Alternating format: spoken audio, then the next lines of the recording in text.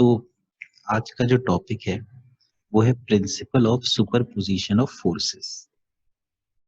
तो principle of superposition of forces ये कहता है the total force on a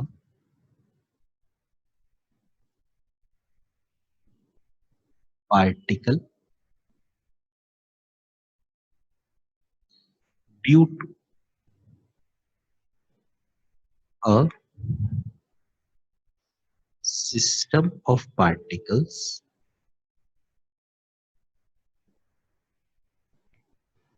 is equal to the vector sum of the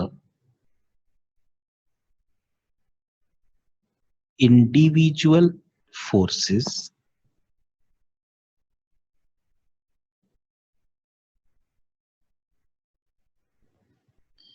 exerted on the particle by different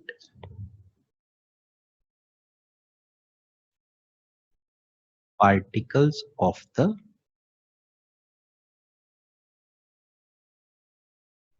system।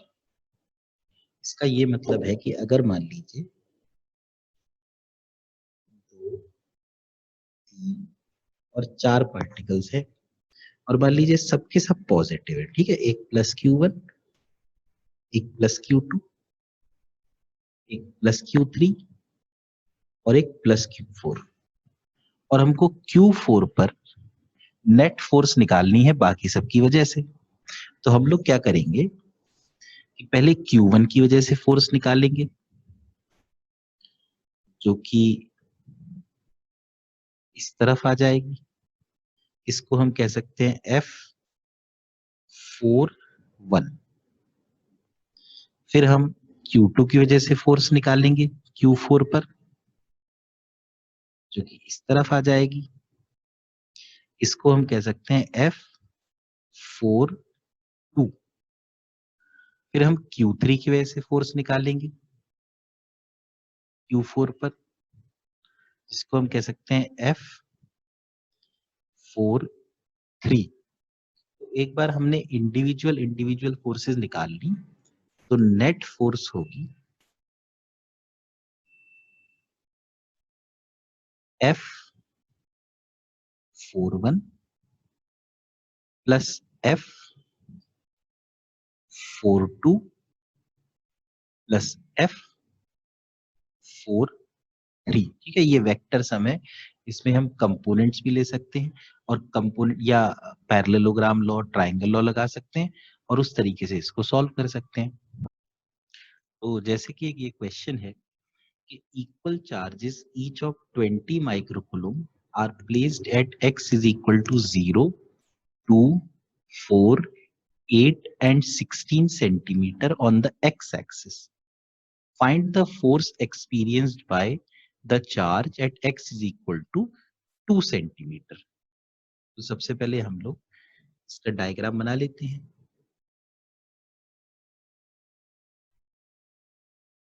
तो ये है 0, 2, 4, 8,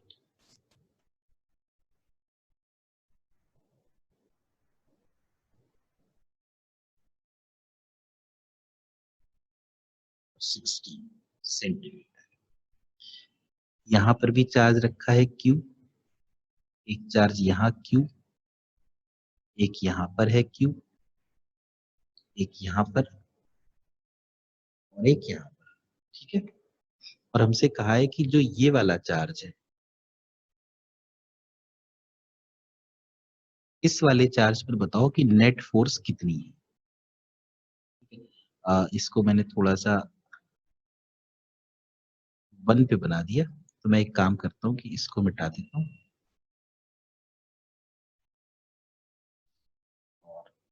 इस तरीके से ये 1, ये 0 और यहाँ पर क्यू चार्ज रखा है। तो अब जैसे ये वाला डिस्टेंस सबका हमें इस क्यू से डिस्टेंस निकालना पड़ेगा, क्योंकि इस पे ही फोर्स निकालनी। ये 2 सेंटीमीटर, ये वाला डिस्टेंस भी 2 सेंटीमीटर, ये वाला जो डिस्टेंस है ये हो गया 6 सेंटीमीटर, और ये जो डिस्टेंस है ये हो गया 14 सेंटीमीटर। अब ये जो क्यू चार्ज है जो 2 सेंटीमीटर पे रखा है, उस पे 0 की वजह से जो फोर्स होगी वो इस तरफ राइट हैंड साइड में F1। F1 होगा K Q into Q upon 2/100 square. इसी क्यू पर जो 4 सेंटीमीटर वाले क्यू की वजह से फोर्स है वो F2 हो जाएगी। तो F2 हो जाएगा K Q into Q upon 2/100 square. 8 centimetre पर जो चार्ज है उसकी वजह से फोर्स अगर हम F3 मान ले तो F3 हो जाएगा K Q into Q upon 6/100 square. और F4 जो 16 सेंटीमीटर वाले चार्ज की वजह से है वो भी इस तरफ होगी, और ये F4 हो जाएगी K Q into Q upon 14/100 square. अब हम देख सकते हैं कि F1 और F2 का मैग्नीट्यूड सेम है और डायरेक्शन अपोजिट है, तो F1 और F2 एक दूसरे को कैंसिल कर देंगे और हमारे पास सिर्फ F3 और F4 बचेंगे। F नेट आया, F3 और F4 दोनों सेम डायरेक्शन में है, F3 प्लस F4, तो F नेट की वैल्यू आ गई K Q square 1 upon 6/100 square plus 1 upon 14/100 square, यानी F नेट आ गया K यानी 9 इंटू 10 टू द पावर 9, और जो चार्ज है वो 20 माइक्रोकूलम का है, तो 20 into 10 to the power -6 whole square, और हम लोग 100 का स्क्वायर यानी 10 टू द पावर 4 ले सकते हैं बाहर, तो आएगा 1/36 प्लस 1/14 स्क्वायर। तो आई थिंक 14 स्क्वायर इज 196। ठीक है, you can do the calculation on your own. और जब हम इसको सॉल्व करेंगे तो हमारा आंसर आ जाएगा 1.2 into 10 to the power 3 newtons. तो अब जैसे ये एक और क्वेश्चन है, इसमें लिखा है 5 point charges each of value plus Q are placed on 5 vertices of a regular hexagon of side a meters. What is the magnitude of the force on the point charge of value minus q placed at the center of the hexagon? एक hexagon है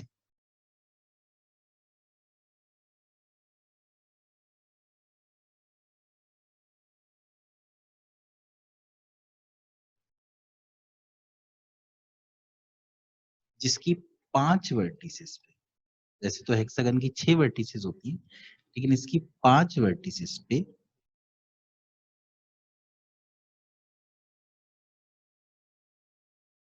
Q charge रखा है और एक vertex खाली है, और इसके सेंटर पे, उस सेंटर को हम लोग लोकेट कर सकते हैं इस तरीके से,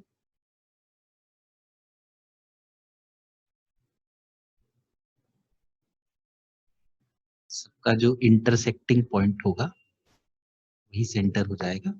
यहाँ पर एक माइनस क्यू रखा है और ये सारी साइड्स ए हो जाएंगी क्योंकि हेक्सागन में ये वाली साइड जो हेक्सागन की एज होती है उसकी बराबर होती है। तो हमको ये बताना है कि इस माइनस क्यू पर नेट फोर्स कितनी लगेगी। तो अब हम लोग इसमें ये देख सकते हैं कि माइनस क्यू पर ये सबसे पहले ये वाला जो प्लस क्यू है ये अपनी तरफ इसको खींचेगा, तो ये फोर्स एफ है या F1 लिख देते हैं। और एफ जो ये वाला प्लस क्यू है ये सपोज F2 फोर्स लगा देगा। जो तीसरा प्लस क्यू है वो F3 फोर्स लगा देगा। जो चौथा प्लस क्यू है वो F4 फोर्स लगा देगा। और जो पांचवा चार्ज है वो F5 फोर्स लगा देगा। तो इस चार्ज पे 5 फोर्सेस लग रही जिसमें से कि F1 और F4 एक दूसरे को कैंसिल कर देंगे क्योंकि उनका मैग्नीट्यूड सेम है और वो ऑपोजिट डायरेक्शन में है। F2 और F5 एक दूसरे को कैंसिल कर देंगे क्योंकि इनका भी मैग्नीट्यूड सेम है और ऑपोजिट डायरेक्शन में है। और सिर्फ एक F3 बची, यानी कि हम लिख सकते हैं कि जो F नेट है it is equal to F3। तो F net will be equal to K, Q और माइनस Q के बीच की फोर्स है लेकिन मैग्नीट्यूड में सिर्फ दोनों चार्जेस का मैग्नीट्यूड हम रखते हैं upon A square. This will be the formula for the net force. तो ये एक और क्वेश्चन है। Two fix charges plus 4Q and plus Q are at a distance 3 meter apart. At what point between the charges a third charge plus Q must be placed to keep it in equilibrium? तो हम देख सकते हैं यहाँ पर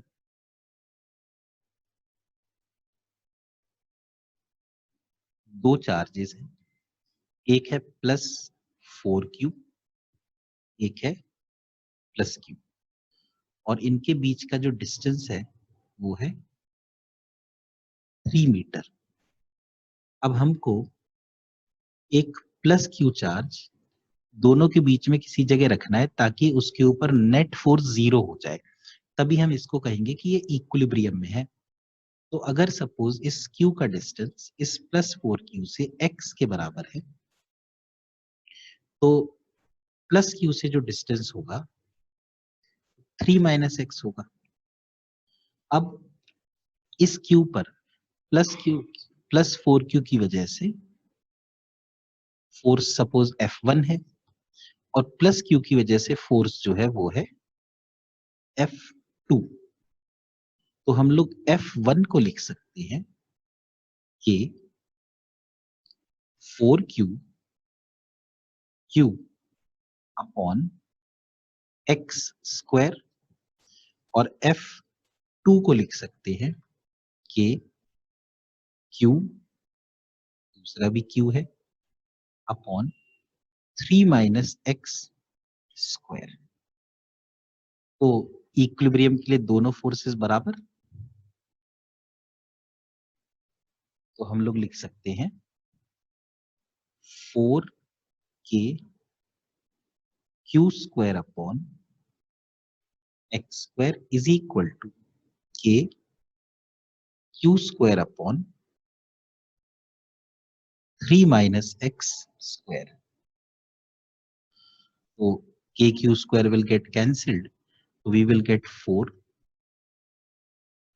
3 minus x square is equal to x square. So 2 into 3 minus x is equal to x. So 6 minus 2x is equal to x. 6 is equal to 3x. So x is equal to 2 centimeter. So this means that x की value 2 centimetre आ गई। इसका मतलब कि 4Q से जो distance होना चाहिए वो 2 सेंटीमीटर होना चाहिए और Q से जो डिस्टेंस होना चाहिए वो 1 सेंटीमीटर होना चाहिए। तो ये एक और सवाल है।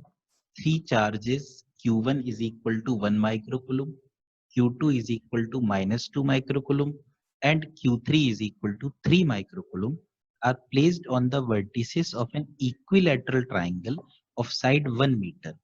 Find the net electric force acting on the charge Q1. यहाँ पे हम लोग एक इक्विलैटरल ट्राइंगल बना लेते हैं. सपोज यहां पर एक चार्ज रखा है Q1, यहां पर Q2 और यहां पर Q3. हर साइड 1 मीटर की है. ये भी 1 मीटर, ये भी 1 मीटर. अब जो Q1 है वो है 1 माइक्रोकूलम, Q2 है -2. तो Q1 को Q2 अपनी तरफ अट्रैक्ट करेगा. सपोज इस फोर्स को मैं F1 लिख देता हूं. तो F1 की वैल्यू होगी K Q1 Q2 upon 1 square. तो आप देख सकते हैं मैंने यहाँ पर सिर्फ मैग्नीट्यूड लिया तो 9 इंटू 2 18 हो जाएगा और 9 माइनस 12 -3 हो जाएगा न्यूटन्स. अब Q1 है 1 माइक्रोकूलम और Q3 है 3 माइक्रोकूलम. तो Q3 Q1 को रिपेल करेगा. इसको मैं F2 मान लेता हूं. तो F2 की वैल्यू आ जाएगी K Q1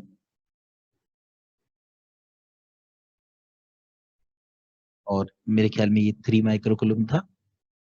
3 into 10 to the power -6 upon again 1 का square, so it will give us 1. 3 और 9 मल्टीप्लाई होके 27 दे देंगे into 10 to the power -3 newtons. अब ये जो दो फोर्सेस हैं F1 और F2, इनके बीच का एंगल है 120 डिग्रीज.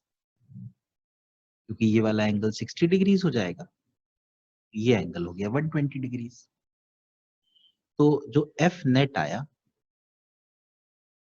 वो आ गया अंडर रूट F1 स्क्वायर. तो मैं इसको अगर चाहूं तो 10 टू द पावर -3 बाहर ले लेता हूं और 18 square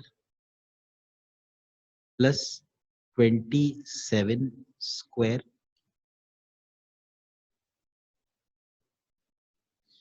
plus 2 into 18 into 27 into cos 120 which is minus half. So again we will solve it. F net is equal to 10 to the power -3 18 square plus 27 square plus 18 into 27.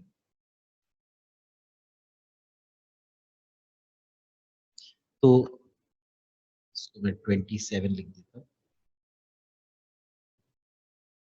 अब अगर हम लोग थोड़ा सा और वर्किंग करें तो इसमें से हम लोग 9 कॉमन ले सकते हैं. तो अगर हमने 9 का स्क्वायर बाहर लिया तो बाहर एक 9 आ जाएगा और ये बन जाएगा 2 स्क्वायर प्लस 3 स्क्वायर प्लस एक 9 इसमें से और एक 9 इसमें से. तो 2, सॉरी ये निगेटिव वाला है,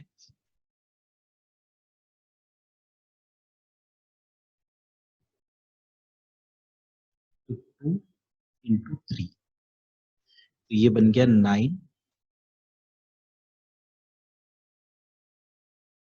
definite 9 into 10 to the power 3. 2 square is 4, 3 square is 9, 2 3s are 6. So it will give us 9 into 10 to the power -3. 4 plus 9 is 13, 13 minus 6 is 7, so it will be root 7. ये F net की value आ गई। So this is one more question. इसमें लिखा है 4 charges capital Q, small Q, capital Q and small Q are kept at 4 corners of the square as shown below. और ये diagram दिया हुआ है और इसकी साइड हम लोग सपोज ए ले लेते हैं। उन्होंने क्वेश्चन में मेंशन नहीं की। What is the relation between capital Q and small q so that net force on the charge small q is zero? तो किसी भी एक small q पे net force zero हो, इसके लिए उन्होंने हमसे रिलेशन पूछा है। तो अब जैसे ये small q है, इस पे इस कैपिटल Q की वजह से जो फोर्स लगेगी, अच्छा अब इसमें हमें साइन भी नहीं दिया, तो हम लोग ऐसे में क्या कर सकते हैं कि सब चार्जेस को पॉजिटिव मान के कर देते हैं, इक्वेशन हमें अपने आप साइन दे देती है। ठीक है, तो अगर हम सबको पॉजिटिव मान लें तो ये फोर्स होगी k capital Q small q upon a square.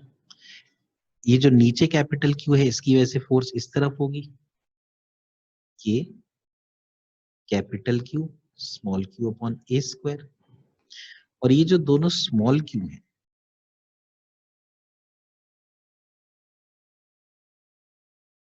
इनके बीच की फोर्स होगी के स्मॉल क्यू स्क्वायर अपॉन, और ये डिस्टेंस चूंकि a रूट 2 हो गया तो 2a स्क्वायर। अब ये जो दोनों हॉरिजॉन्टल और वर्टिकल फोर्सेस हैं, इनका अगर हम रिजल्टेंट बनाएं तो वो रिजल्टेंट इस तरह का आएगा। तो इसकी और इसकी जगह हम लोगों ने यहां पर एक फोर्स लिख दी root 2 k capital Q small q upon a square. और चूंकि ये दोनों फोर्सेस जो ब्लैक कलर वाली और रेड कलर वाली सेम डायरेक्शन में है, तो इसलिए हम नेट फोर्स को लिख सकते हैं k small q square upon 2a square plus root 2 k capital Q small q upon a square.